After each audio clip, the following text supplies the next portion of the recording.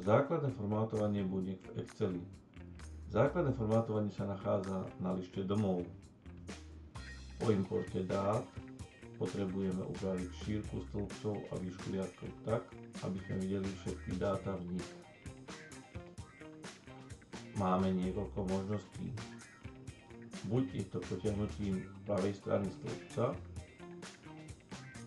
alebo dvojklikom na hlanu stĺpca, alebo pravým tlačítkom vyberieme možnosť šírka stĺpca a vypíšeme ju manuálne.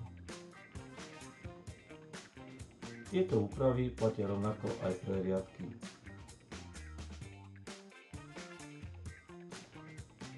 Bunky môžeme rôzne zvýrazniť a údaje v nich prehľadniť. Jednou z takýchto možností je využitie orámovania, či už jednotlivých buniek, alebo celých rozsahov.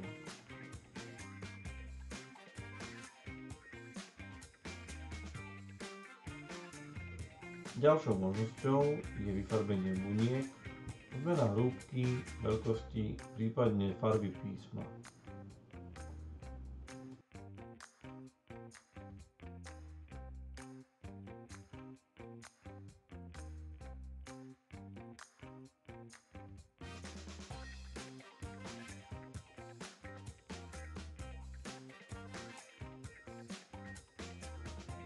Aj uloženie, teda zarovnanie textu v bunkách, môže prispieť k jeho sprehľadneniu.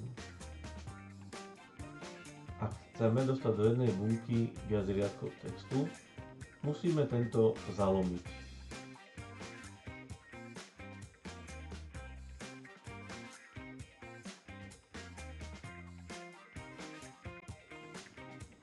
Pre pridanie nového stĺpca medzi stĺpce D a E musíme kliknúť na pravý z nich, čiže stĺpec E, pravým tlačidlom a vybrať ponuku Vložiť.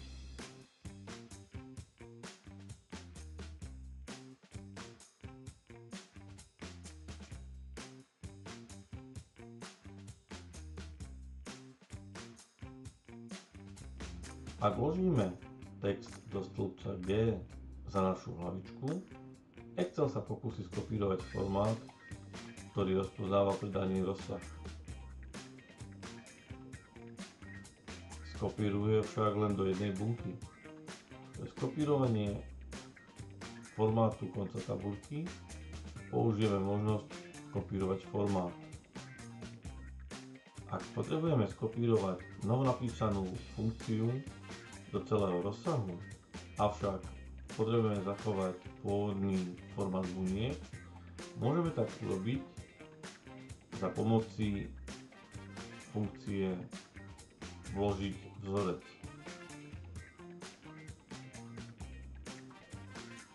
Na príklade si môžeme ukázať, čo sa stane, ak funkciu skopírujeme za použitia dvojkliku na pravidelný roh bunky.